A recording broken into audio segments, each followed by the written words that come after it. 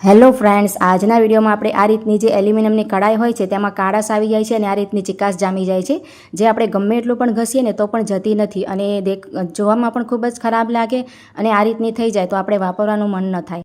તો આજે હું તમને ઘરમાં રહેલી ફક્ત 2 જ વસ્તુથી એકદમ મહેનત વગર અને એકદમ સરળતાથી કઈ રીતે નવા જેવી અને ચમકદાર ફરીથી બનાવી શકાય એની ટિપ્સ વિશે જણાવીશ. તો વિડીયો ખૂબ જ ઇન્ફોર્મેટિવ છે, એન્ડ સુધી જોજો. તો ચાલો વિડીયોને શરૂ કરીએ.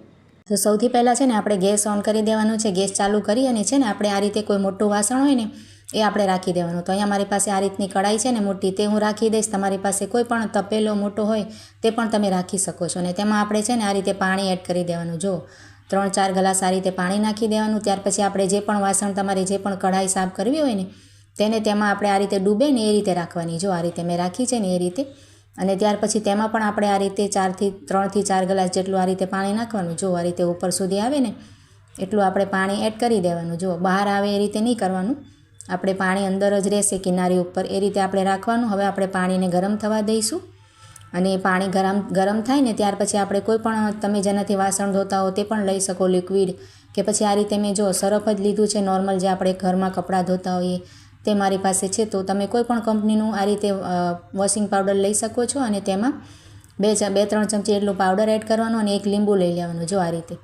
તો આ રીતે હું અડધું લીંબુ છે ને અહીંયા નીચોવી દઈશ ઉપરની કઢાઈમાં આ રીતે. જો અને તેનું છિલટું છે ને તેને પણ આપણે અંદર જ એડ કરી દેવાનું પાણીમાં. અને બીજી આપણે જે અડધું લીંબુ છે ને આપણે જે બીજો વાસણ લીધો હોય ને તે કાળું ન થાય, આપણે ઉકળે એટલે પાણી ઉકળે એટલે કાળું ન થાય, ખરાબ ન થાય, તેના માટે આપણે જે બીજું વાસણ છે ને તેમાં આપણે નાખી દેવાનું. જો આ રીતે તેનું છોતરું નાખીએ એટલે આપણે વાસણ કુકરમાં આપણે કેમ નાખીએ છીએ બટેટા બાફીએ ત્યારે એ રીતે આપણે નાખી દેવાનું નીચેની કઢાઈમાં.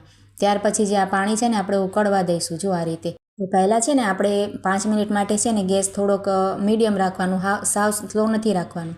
ત્યાર પછી જરાક ઉકળવા માંડે ને ત્યાર પછી આપણે સ્લો કરી નાખવાનું, એટલે પાણી સરફ નાખ્યું એટલે બહાર ના આવે. જો અમારે સરસ ઉકળવા લાગ્યું છે.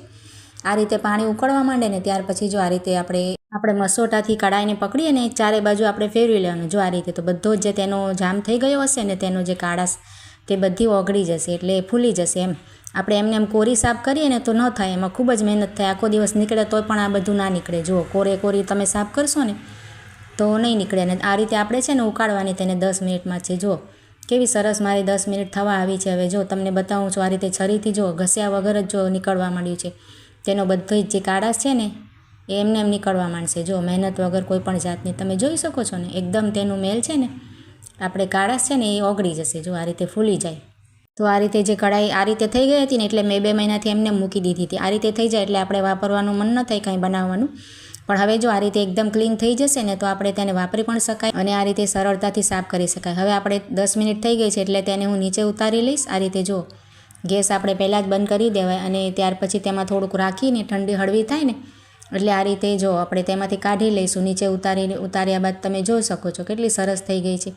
ત્યાર પછી આપણે શું કરવાનું છે ને આમાં આને સાઈડ પર રાખવાનું અને ગરમ પાણી છે ને એ સરસ છે તેને નાખતા જવાનું. ને આ રીતે આપણે કૂચો જે વાસણ આપણે સાફ કરીએ ને તાર, તે તમે જુઓ કેટલું સરસ એમને મહેનત વગર જરા હળવા હાથે કરશો ને તમે જો આ રીતે દાગ તમે લાઈવ તમે જોઈ શકો છો. રિઝલ્ટ જુઓ તમને તમારી સામે જ છે.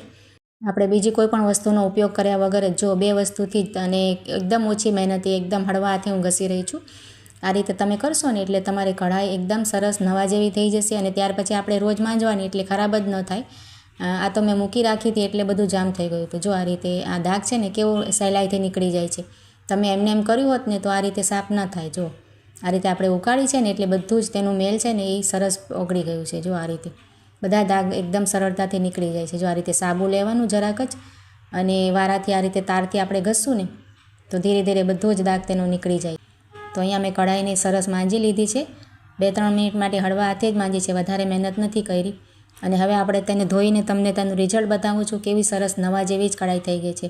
કોઈ કહેશે જ નહીં કે આપણે આ કઢાઈ એટલી ગંદી હતી ને આટલી સરસ આપણે સાફ કરી લીધી છે. અહીંયા જો તેનું કડવું પણ પહેલાં કેવું હતું ને હવે કેટલો ફરક આવી ગયો છે. તો હવે તેને સાઈડ પર રાખી દઈશું. અને બીજી આપણે જે વાસણ લીધું હતું ને તે પણ આપણું ખરાબ નથી થયું. જો આ રીતે બીજું મેં કઢાઈ પહેલાં રાખી હતી ને તે પણ આપણે લીંબુ નાખવાથી એવું સરસ આપણે સાફ થઈ ગયું છે. જો આ રીતે હવે બંને કઢાઈને આપણે ધોઈને તમને તેનું રિઝલ્ટ બતાવું છું. તો જો આ રીતે આપણે બંને કઢાઈઓ કેવી સરસ રીતેથી સાફ થઈ ગઈ છે. ખૂબ જ સરસ આઈડિયા છે, ખૂબ જ સરસ ટિપ્સ છે. જરૂરથી તમે ટ્રાય કરજો અને જો તમને આ આઈડિયા સારો લાગ્યો હોય, વિડીયો સારો લાગ્યો હોય તો લાઈક કરજો અને તમારી ફેમિલી, ફ્રેન્ડ્સ અને મિત્રો સાથે પણ શેર કરજો, એટલે તે પણ આ રીતનો ઉપયોગી વિડીયો જોઈ શકે. અને જો આ રીતે તમે જોઈ શકો છો બીજી આપણી જે કઢાઈ મેલી હતી તે કેટલી ક્લીન થઈ ગઈ છે. ખૂબ જ સરસ આઈડિયા છે અને કમેન્ટમાં જરૂરથી જણાવજો કે આઈડિયા તમને કેવો લાગ્યો. તમે બંને જોઈ શકો છો પહેલાંનું અને પછીનું રિઝલ્ટ કેવું સરસ આવ્યું છે. તો ચાલો મળીએ નવા વિડીયોમાં.